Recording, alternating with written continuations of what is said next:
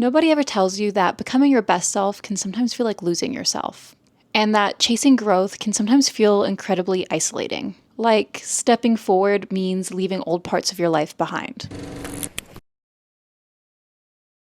Hi friends, welcome back to my channel. Today I want to talk about an important topic that I don't think people talk about enough, and that is the loneliness that comes with self-improvement. The first unexpected truth is that when you grow, you often outgrow other people too. Sometimes it may be friends that you thought you'd have forever, or peers or colleagues that you were once closer to but now have a bit more distance between you. Perhaps conversations that you once loved now feel distant. There tends to be this awkward gap between your old world that no longer fits, but the new world hasn't fully formed yet. This has certainly happened to me in different ways. I started saying no to certain things, prioritizing rest, setting boundaries, and then I just realized that some friendships just don't align anymore. And honestly, it's tough. But here's the thing, you have to give yourself some time and take that time to deepen the relationship you have with yourself. Your new tribe is out there, patience is key. And a little tip for dealing with this stage is, like, if you're having a really tough time, you could just write out a values alignment list and assess some certain relationships. Because I know it can be tough to let go of some friendships that perhaps you've had for years, but you just don't have the same goals in common anymore. And this could be an unpopular opinion, but I believe that self-discipline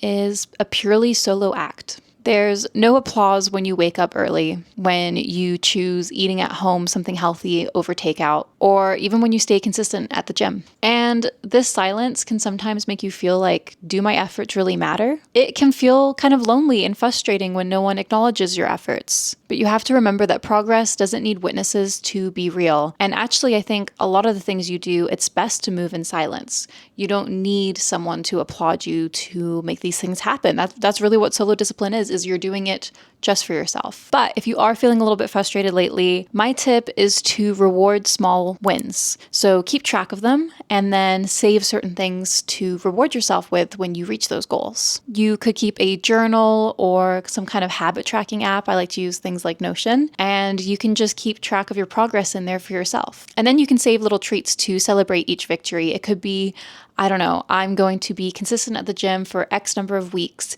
and if I manage to do that, then I buy myself a new book or something like that. And a good thing to remember is that your old self was comfortable, whether you were happy or unhappy in that stage, you were just very comfortable. And growth requires leaving behind familiar habits, especially the ones holding you back. However, that pull to comfort is a very real feeling. There's definitely old habits that sometimes I miss, even if they weren't good for me. So also remember to be gentle with yourself. Missing what's comfortable doesn't mean you're failing. It just means you're human. So allow that feeling to come and pass. And if you're feeling really stuck, maybe make a comfort versus growth T-chart so you can really compare. And it'll also give you a chance to reflect on habits that kept you feeling kind of stuck.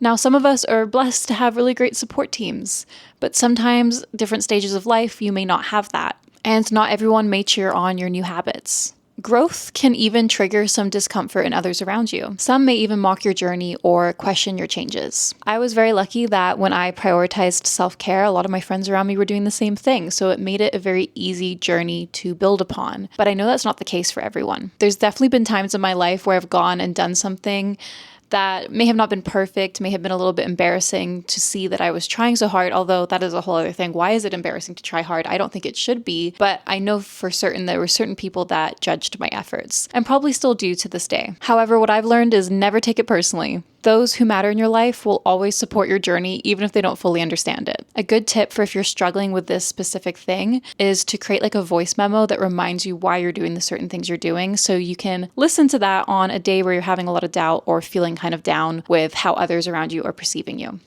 And at the end of the day, you and ChatGPT were meant to rule the world. So just really, like, you can't let anyone make you forget that and just be the goat that you are. Right? So yeah. I'm not serious. Do a better job than me. Self-improvement forces you to sit down alone without any distractions. And this quiet can actually be a little uncomfortable and kind of overwhelming as thoughts kind of drift to the surface. I really think that learning to sit with your thoughts is essential, even if it feels daunting. And I've talked about this a lot on my channel, but try solo dates. Go to a park, go to a cafe, go sketch, journal alone. Just be alone with yourself and don't drown it out with noise and social media and music. Really take time to sit in that discomfort and eventually you'll feel more comfortable. My tip is to turn solitude into self-discovery.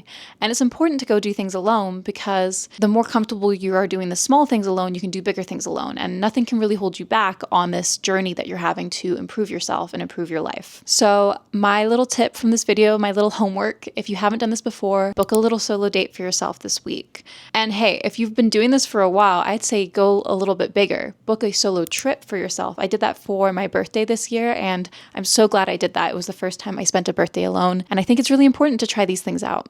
As you grow, you start to see the world differently. You may notice negativity in certain areas or patterns in certain areas that you would have otherwise overlooked in the past. And once you see them, it's impossible to ignore them, which can create a real sense of disconnect. There were definitely certain times in my life where I started to realize what conversations were always coming up with negativity or gossip or complaining. And it started to show me what I was looking for to fill those conversations in instead. So my tip is to seek out new experiences, seek out new people, new books that align with the things that you're looking for. You aren't alone in this journey. I know lots of people out there are trying, and it's really great to connect with those same people who want to go and do the same things. So a fun little tip I came across online is to keep a notebook called like a new lens notebook. And this way you can take note of any perspective shifts or ideas or things that you're starting to realize. And I think that'd be a really cool way to look back on it in years to come. And self-improvement isn't quick. The slow pace can feel frustrating, which I still feel nowadays as well, especially when you see other people who are seeming to move faster, especially in the online space. Comparison is very real when it comes to self-improvement. And it's so easy to feel behind when progress feels slow, but you have to trust that you're on the right path. And you need to trust your own timing.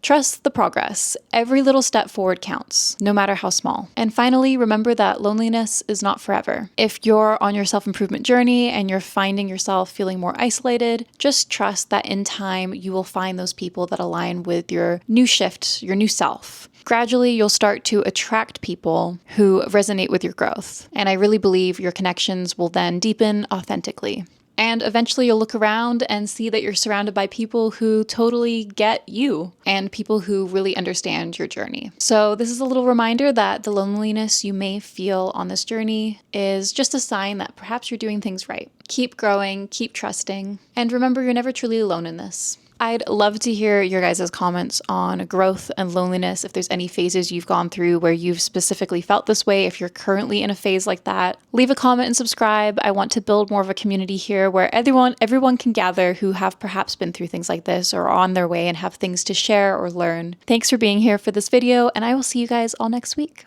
Bye, friends. I think there was a piece of hair sticking out that entire video. I'm not re-recording that though, so if that ever bothers people, I know some people are like, they notice those things in videos, just pretend you don't.